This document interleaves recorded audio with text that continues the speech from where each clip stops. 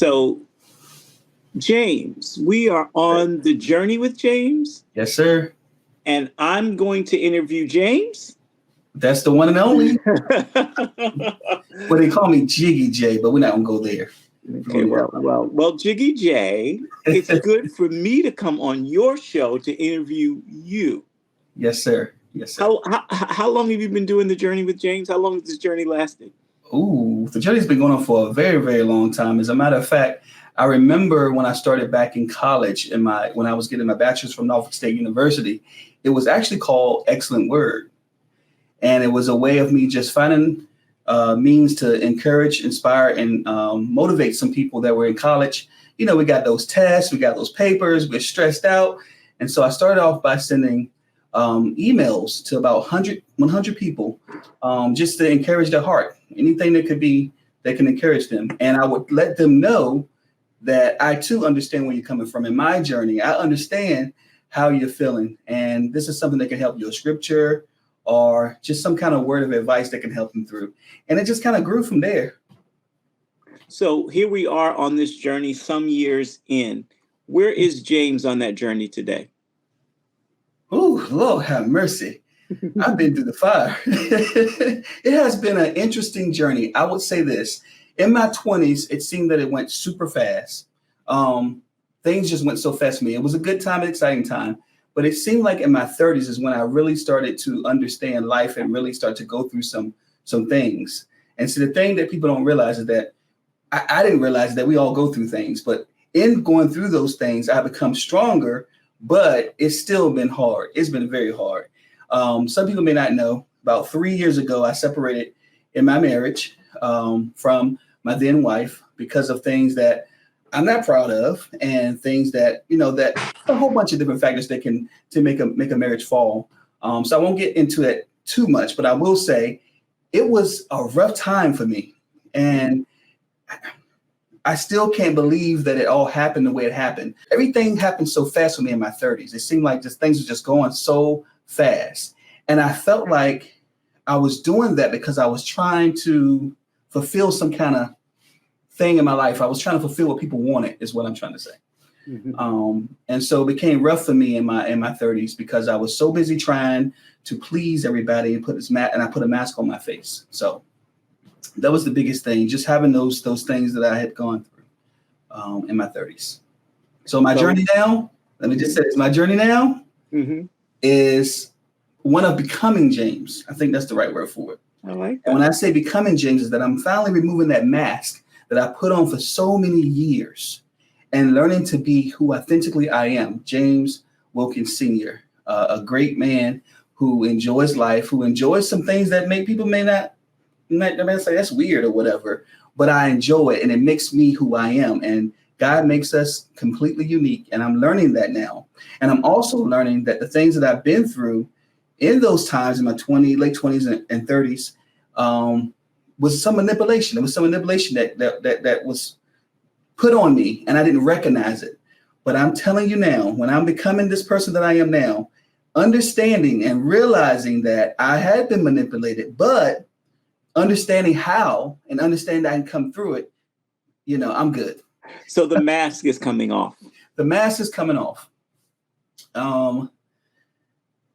It's funny because I can sit there and remember sometimes where I would put on a mask just to, one, please people. I wanted to fit in because I was a kid when I was younger. I was dealing with a lot of bullying, a lot of teasing, a lot of different things people would say to me.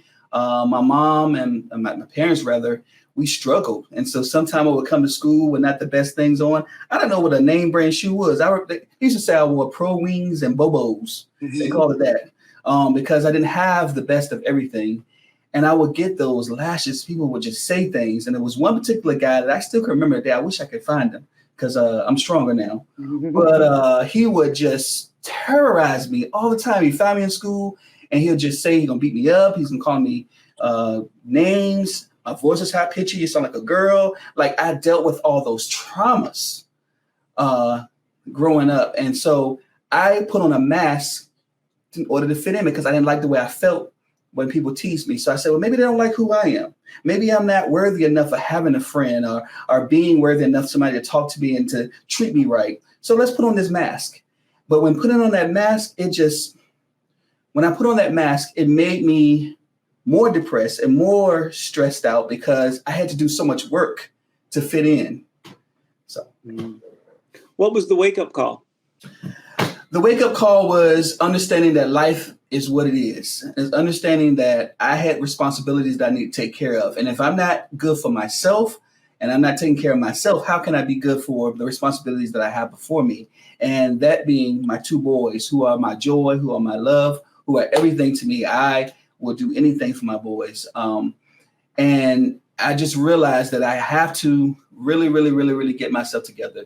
I really have to get through the low self-esteem that I was dealing with. I got to get through the anger that I was having because I was just so upset at life, and even the divorce, getting a divorce, the things that I've been through, it was a wake-up call for me. Like, okay, you are literally about to start life over. You're going to be divorced and it's like starting life over. Are you going to do the same things? Are you going to change for the better? And I'm not saying I was horrible, but it was some things that I need to work on to be better for myself. And so I started this thing through my divorce. I started this thing called self-care days. And that's something where I just take the time and work on me. If it's reading a book that will enlighten me and help me, if it's taking a walk that will help me to lose some of these pounds off this belly here, I'm still working on that. Or if it's anything that's going to help me to grow. I knew I needed to do it. And so that's where I'm at now. I'm on the road of growth. And I always say growth takes courage. And I say that because everything that I've been doing has been a little bit uncomfortable for me. It has been a little bit hard for me. But I realized that if I don't go through it, I'm not going to grow. And so I understand that growth takes courage. Indeed, it does. Here's something I want you to do for me. I want you to imagine the moment you see yourself putting on that mask, the moment that process began where you were putting on a mask in multiple places. And I want you to speak to the young man who chose in that moment to put on the mask. What advice would you give him now that you know so much more? What would you tell him in a moment? Just say what you would say to him.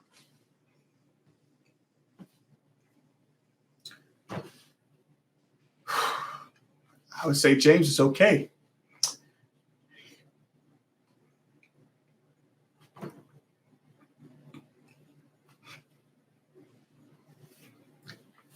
James is you are worthy. You are significant. You are fearfully and wonderfully made. You are nothing's wrong with you. It's okay. When you saw your mom being abused and being hit and smacked around as a little boy, you feared and you worried about your mom. It's okay because I was there. God is saying, God says he's always there. That little boy, I could see myself literally walking around in pain and anguish.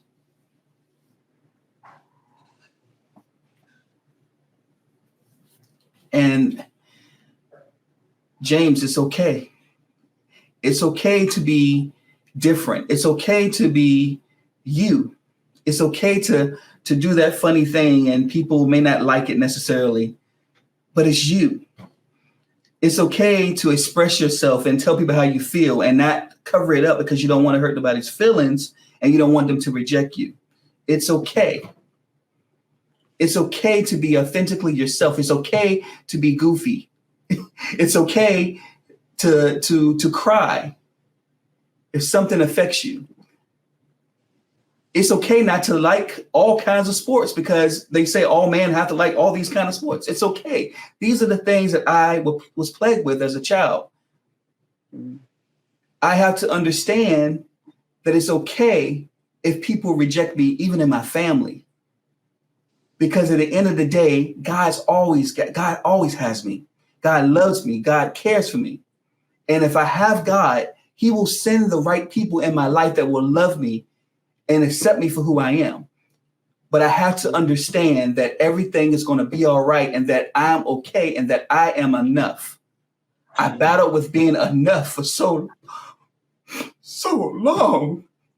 Now it's my time to be who I am, to love me.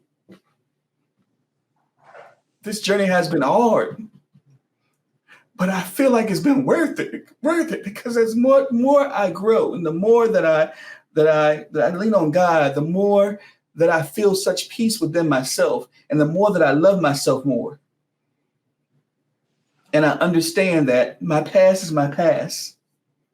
I understand that I don't have to be that little boy that was scared, or that the little teenager, the preteen that didn't know what to do with life, or the teenager who was timid and socially awkward.